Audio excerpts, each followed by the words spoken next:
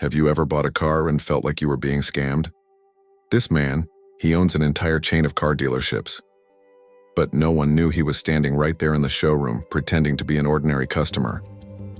And when he overheard two employees talking behind his back, the story took a turn no one expected. A secret investigation, a $1 million scheme, and a takedown that rocked the entire auto industry. This is the Undercover boss story you absolutely need to watch till the end. If you saw an elderly couple being mistreated inside the very company you built from scratch, what would you do? Morning sunlight beamed across the polished cars at Carter Auto Group, one of the largest dealership chains in South Texas. Salesmen in sleek suits flashed trained smiles ready to close the deal. Among the steady stream of customers that day, one middle-aged man walked in wearing a faded button-up shirt and old jeans. His salt and pepper hair peeked out from under a baseball cap, making him look like someone's uncle just tagging along to help pick out a car.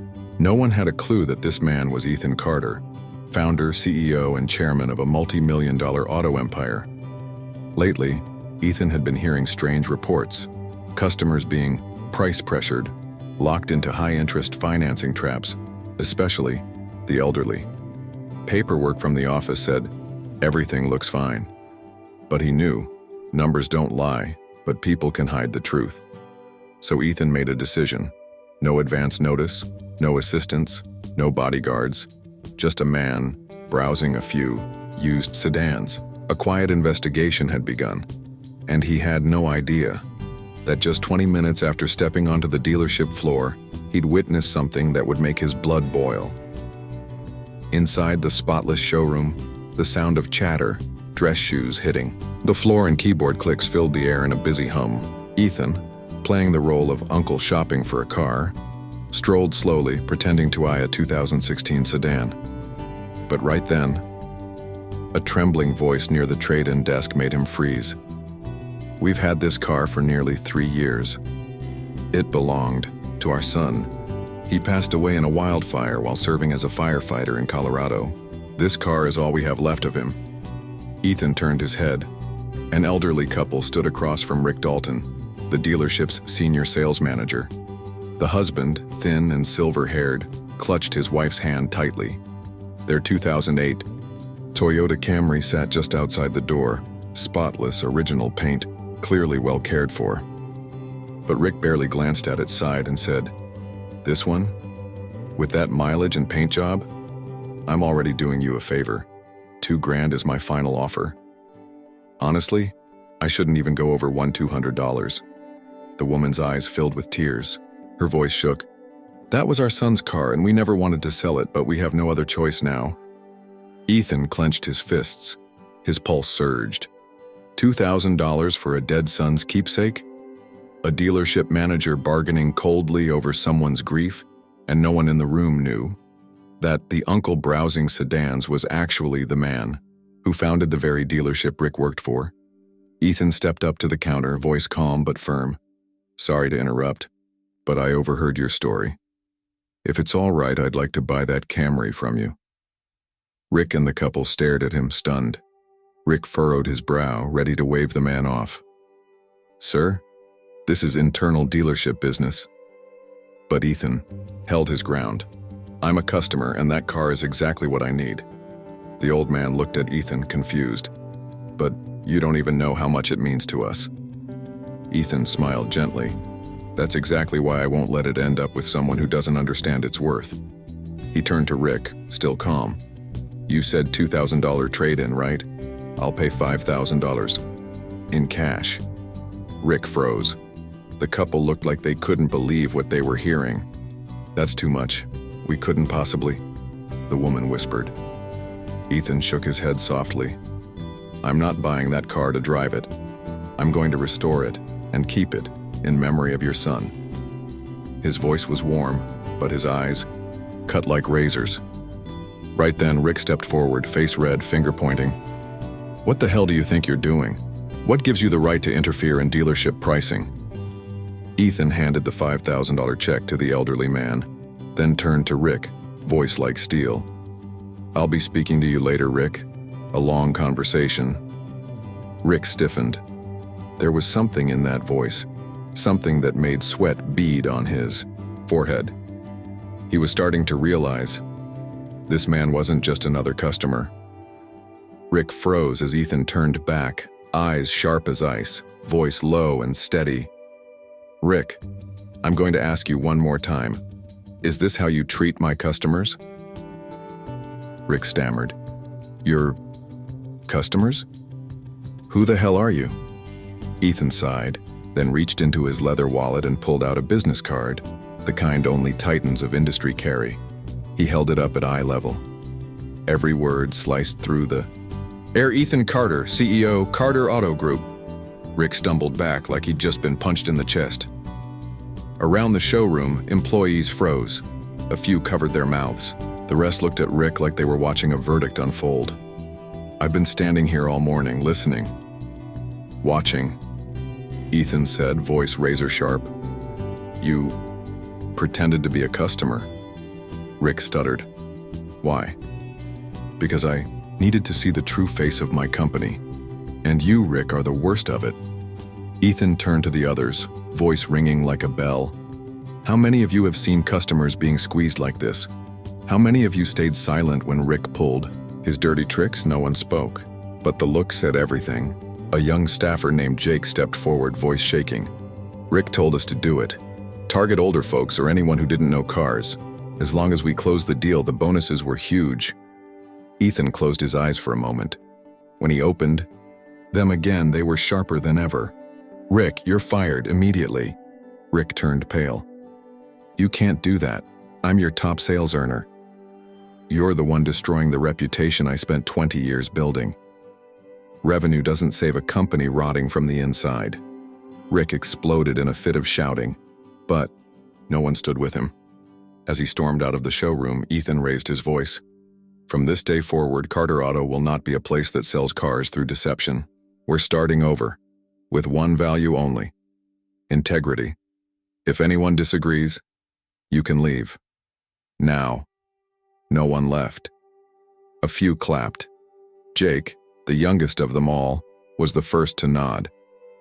That afternoon, the showroom had quieted down. But for Ethan, the storm was just beginning.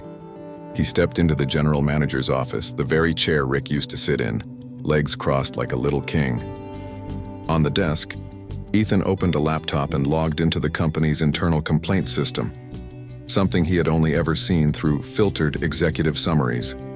But this time, he looked at the raw reports. No filters, no redactions. He opened them one by one.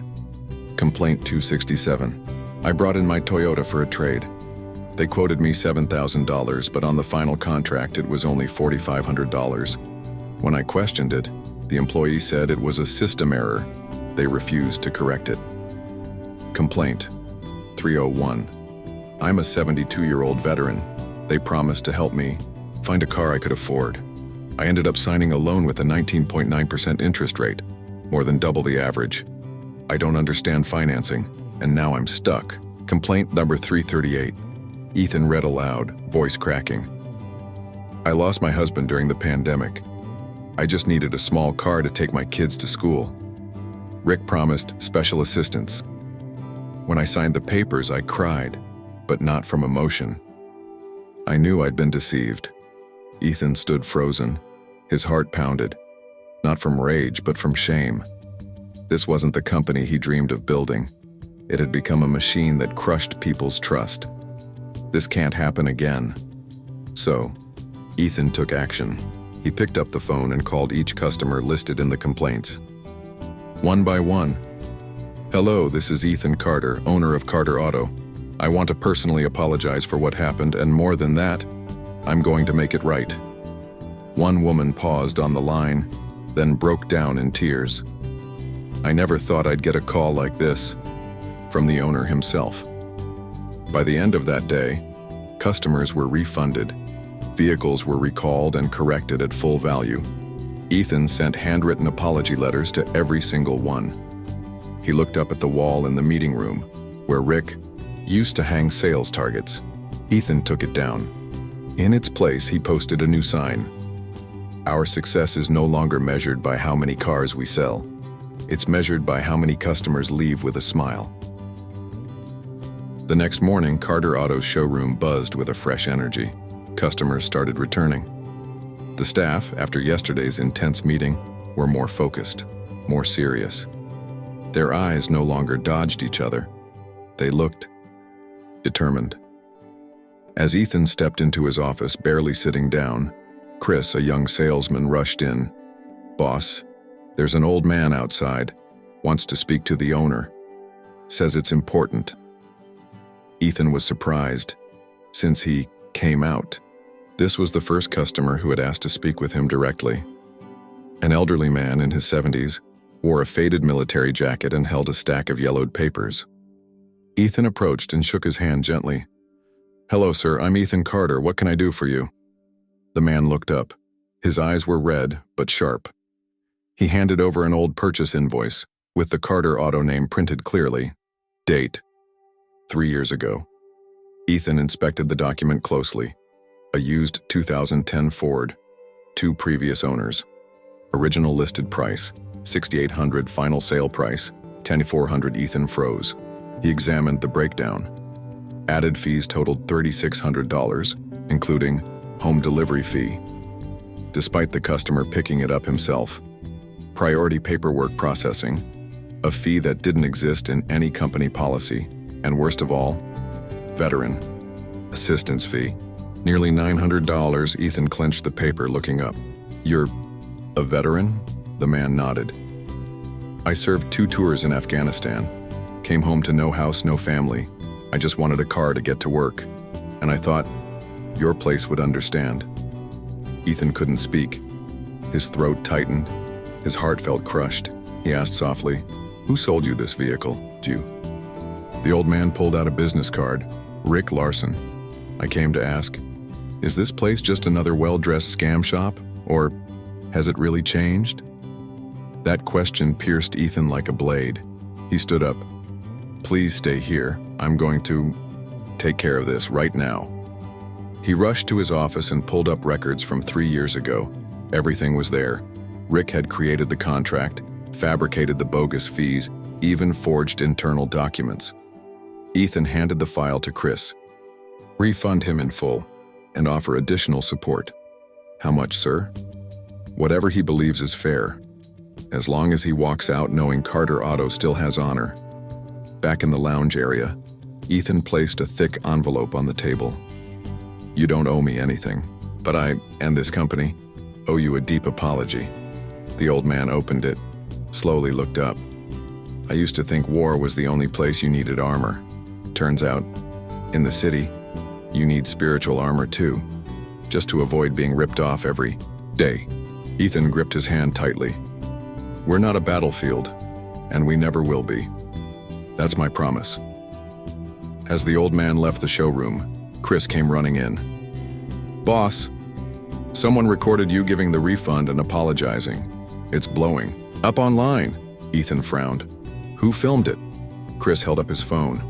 Over 200,000 views in just 2 hours. Headline: Car dealership owner refunds veteran and apologizes face-to-face. Not everyone would do this.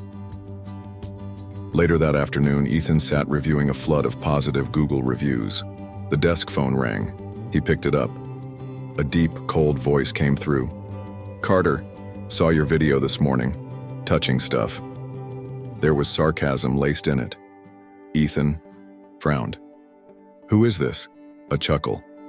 "Jason Whitmore, Whitmore Auto Group. I'm sure you've heard of me." Ethan's expression darkened. Whitmore, a notorious car dealership empire infamous for shady sales tricks, outrageous commissions, and crushing anyone who played the game differently. "You think a couple of feel-good videos can change the industry?" Jason sneered. "I'm not trying to change the industry," Ethan replied. "Just my company. You're breaking the rules. And the rule is profit at all costs. If not, you'll be squeezed out." Ethan stayed silent. Jason continued. "I've seen 3 companies like yours. Transparency campaigns, refund missions, moral high grounds. They all died within 6 months. You'll be the 4th.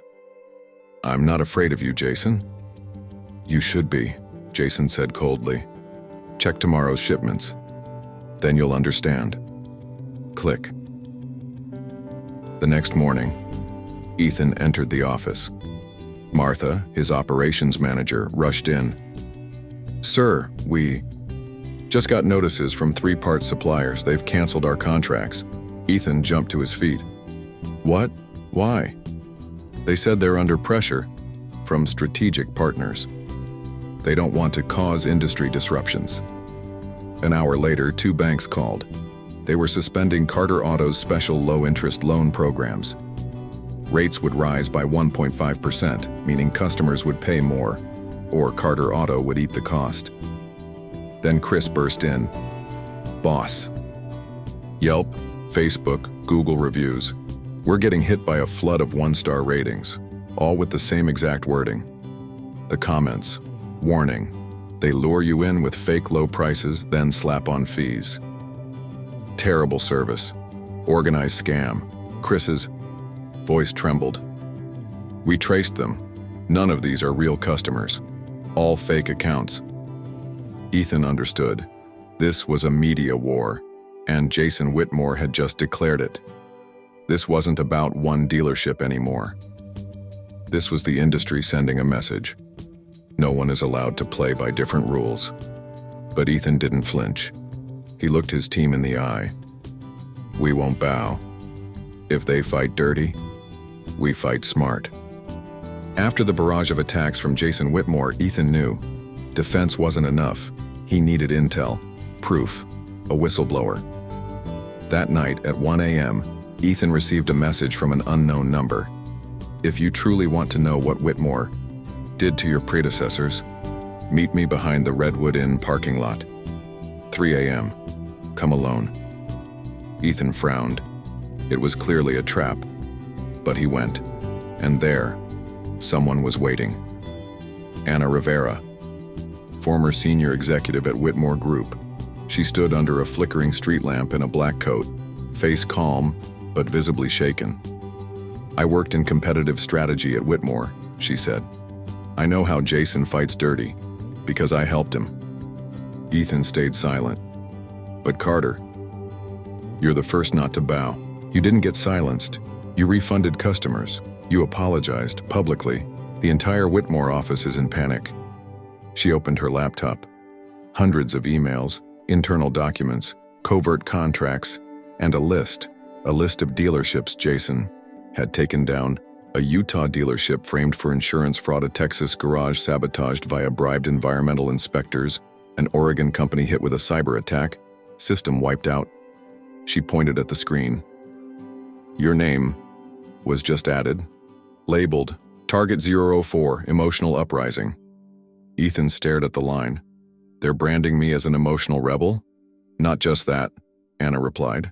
They plan to release fake videos, accuse you of scamming customers, even stage a clip where you're paying to erase bad reviews. It's all ready. Why are you helping me? Ethan asked. Anna looked straight at him. Because I helped destroy 3 honest businesses. I can't do it again. And you're the first to rise up without getting your hands dirty. With Anna's help, Ethan compiled a classified dossier. Internal emails showing Whitmore manipulating media playbooks for smear campaigns, lists of fake review accounts, bribery receipts to bank managers and inspectors, not just a defense. A full exposure of Whitmore Group's corruption. And to do that, he needed an audience. That evening, Ethan went live on stream. People ask how Carter Auto can sell cars without deceiving anyone. The answer is, we don't play by their rules anymore. He showed every email, every order, every internal chat from Whitmore execs.